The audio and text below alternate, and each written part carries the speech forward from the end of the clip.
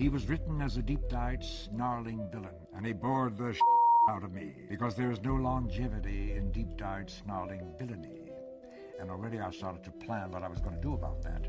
Irwin not only allowed me to do that, but one day said, "Do more." And I did. And the rest, as we say, is history. On October 23rd, 2025, June Lockhart died at her home in Santa Monica at the age of 100. She was the last surviving adult star of the original Robinson family, and her passing quietly closed a chapter of television history that started 60 years earlier, in the fall of 1965. What most fans never figured out is that the story of Lost in Space was never really about the aliens, the carrot monsters, or the robots' flailing arms. It was about 7 people whose lives got permanently rearranged by a low-budget CBS space opera in ways that were funnier, sadder, and stranger than anything the writers ever put on screen.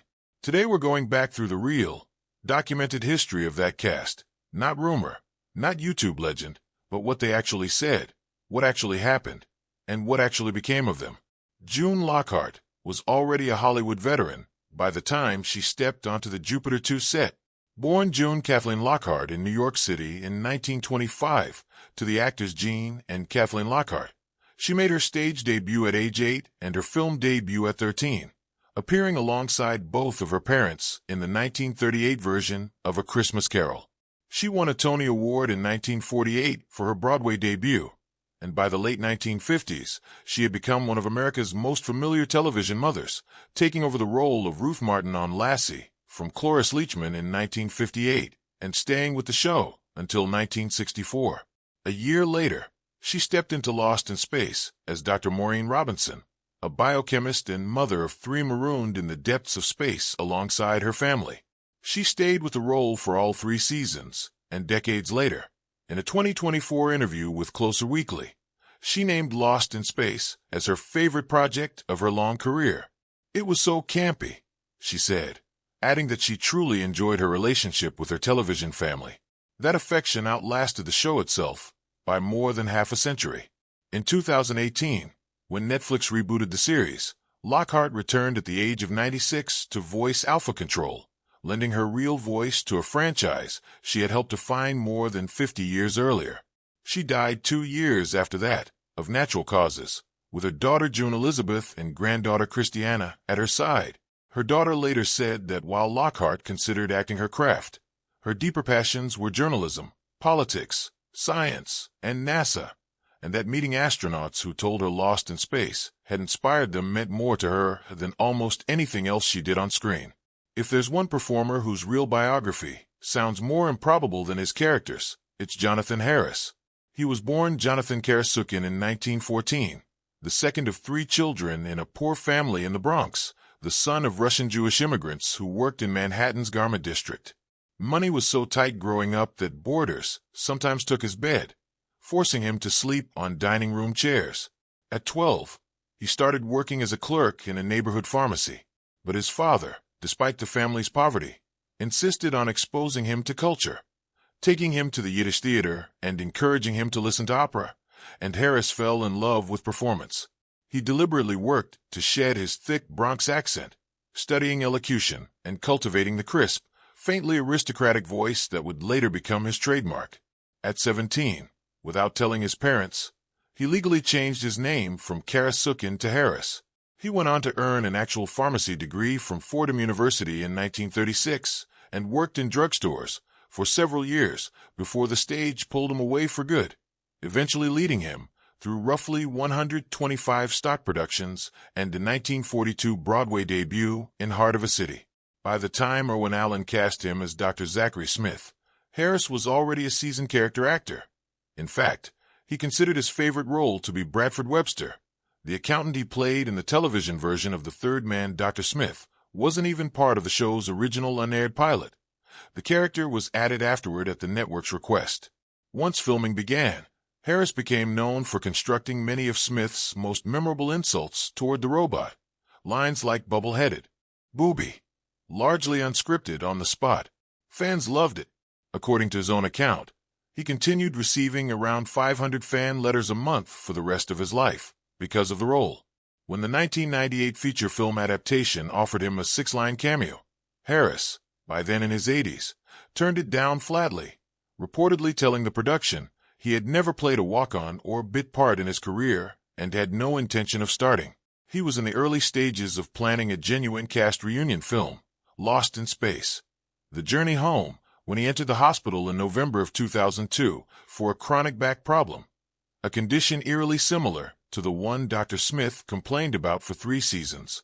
He died of a blood clot on November 3, 2002, 3 days short of his 88th birthday. The reunion film died with him. He had been married to his childhood sweetheart, Gertrude Bregman, since 1938. Guy Williams arrived on Lost in Space already one of the most recognizable men on American television. Born Armando Joseph Catalano in New York City in 1924, the son of a Sicilian immigrant insurance broker, Williams had worked as a welder, a department store salesman, and a print model before Walt Disney cast him, at 33, as the lead in Zorro. The show made him a genuine star. When Lost in Space began production, Williams was cast as John Robinson, the family's commanding, doctorate-holding patriarch. By all accounts a role he was excited about, and one clearly designed as the show's central hero. What actually happened over 3 seasons is well documented by his surviving castmates, as Dr. Smith and the robot's comic dynamic increasingly became the engine of the show's popularity. Williams' screen time and dialogue shrank considerably. Mark Goddard, who played the ship's pilot, later described the shift plainly, saying the show moved more and more toward the robot and Smith, and that there were hard feelings from Williams about it. After the series ended, Williams' career did not carry the momentum his earlier fame as Zorro should have guaranteed. Instead, he found something unexpected, enormous, lasting popularity in Argentina, where Zorro had become a cultural touchstone.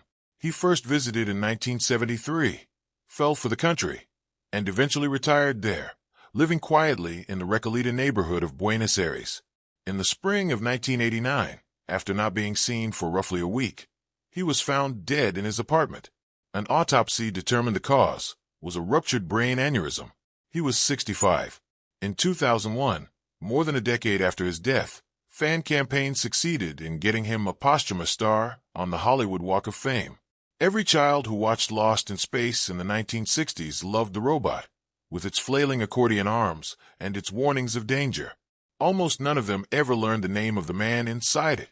Bob May was born in New York City in 1939 into a genuine show business family.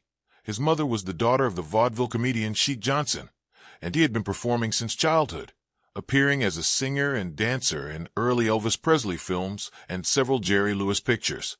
According to an account June Lockhart gave after his death, May got the robot role almost by accident. He happened to be on the studio lot.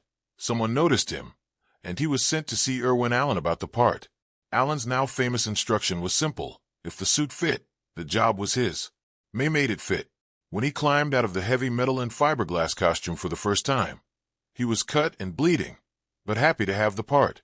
He went on to appear inside the suit in all 83 episodes of the series, while the robot's voice, his most iconic feature, was performed separately by announcer Dick Tufeld. Because his face was never seen and his voice was never heard, May's name rarely, if ever, appeared in the show's own credits. Colleagues later recalled that May grew genuinely comfortable in the suit, sometimes reading or smoking cigarettes inside it during breaks between takes. After Lost in Space ended, he continued working as an actor and stuntman, largely out of the public eye, but became a beloved fixture on the science fiction convention circuit in his later years, where fans who had grown up with the robot could finally meet the person who brought it to life. He died of congestive heart failure in Lancaster, California, on January 18, 2009, at the age of 69. Mark Goddard, who played the hot-tempered pilot Major Don West, took the least conventional path of any cast member once the cameras stopped rolling. Born Charles Harvey Goddard in Lowell, Massachusetts, in 1936, he left the College of the Holy Cross in 1958 to chase an acting career, training at the American Academy of Dramatic Arts and working nights at Woolworth's to pay for it. After Lost in Space ended, Goddard continued working steadily in television through the 1970s and 80s, including stints on the soap operas One Life to Live and General Hospital. But at some point, he made a deliberate decision to walk toward a different kind of work. He went back to school, earned a master's degree in education from Bridgewater State College, and spent close to 20 years as a special education teacher in Middleborough, Massachusetts.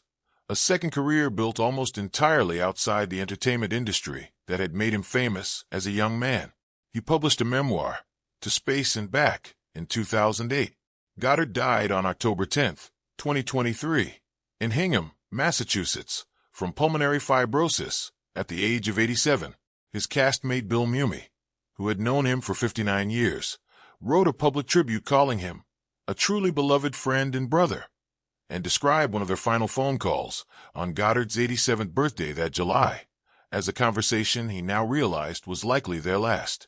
Of the two Robinson children, who are still alive along with Marta Kristen, Bill Mumy and Angela Cartwright have the most well-documented bond of anyone connected to the show. Mumy was 10 and Cartwright was 13 when filming began, and the two of them spent their entire adolescence together, tutored at the same studio school, eating lunch together, running lines together for years. In multiple interviews, including one in 2025, Mumy has openly described the relationship in plain terms. They were, in his words, each other's first love, and they did in fact date as teenagers before eventually moving on with their own separate lives and families. What makes their story unusual is what happened afterward, rather than drifting apart the way most child co-stars do. Mumy and Cartwright stayed close collaborators for more than 50 years, co-authoring an extensive photographic memoir of the show together, expanding it into new editions, and continuing to appear at conventions side by side well into their 70s. On March 17, 2026, Mumy posted a photo of himself with Cartwright and Kristen, captioning it, "Spotted on Earth yesterday, Judy, Penny, and Will Robinson." Cartwright posted the same photo, describing a lunch with her lost-in-space siblings and with June Lockhart's daughter, Junie, a small, quiet detail suggesting that the found family the show created on set never really stopped being a family outfit. Mumy also carried an unexpected connection to the franchise's supposed television rival. He became a longtime, genuine Star Trek fan, and in 1998 he finally appeared in the franchise himself, playing a human engineer named Kellen in the Deep Space Nine episode, The Siege of AR-558. Mumy had actually turned down earlier Star Trek guest roles because they required alien prosthetics, something he'd grown tired of after years of makeup work on Babylon 5. He only agreed once producer and longtime friend Ira Steven Behr offered him a human part.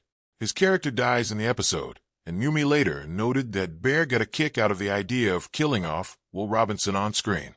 When Netflix rebooted Lost in Space for 3 seasons beginning in 2018, the new creative team went out of their way to fold pieces of the original cast directly into the new story rather than simply casting new actors and moving on. The rebooted version of Dr. Smith was revealed to be an imposter whose real name is June Harris, a name explicitly chosen as a tribute combining June Lockhart and Jonathan Harris, the actors behind Maureen Robinson and the original Dr. Smith. In a clever piece of stunt casting, the real Dr. Z. Smith, the identity June Harris steals in the story, was played in cameo by Bill Mumy himself, the actor who originated Will Robinson 6 decades earlier. Angela Cartwright appeared across the series as Sheila Harris, June's mother, and as already mentioned, June Lockhart lent her voice to Alpha Control in the 3rd season, closing the loop on a franchise she had helped originate more than 50 years before.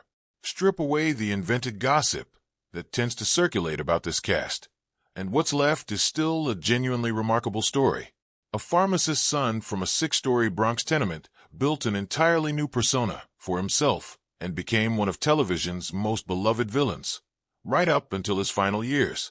A swashbuckling Disney leading man watched his own show slip away from him on camera, then found unexpected devotion halfway around the world, dying quietly in an apartment in Buenos Aires.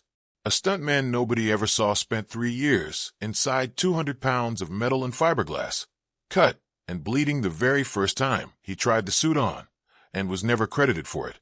A pilot walked away from Hollywood entirely to spend 2 decades teaching children with special needs in Massachusetts. And 2 children who grew up on a spaceship set together never really stopped showing up for one another, 60 years and 1 global streaming reboot later. None of this required exaggeration to be interesting.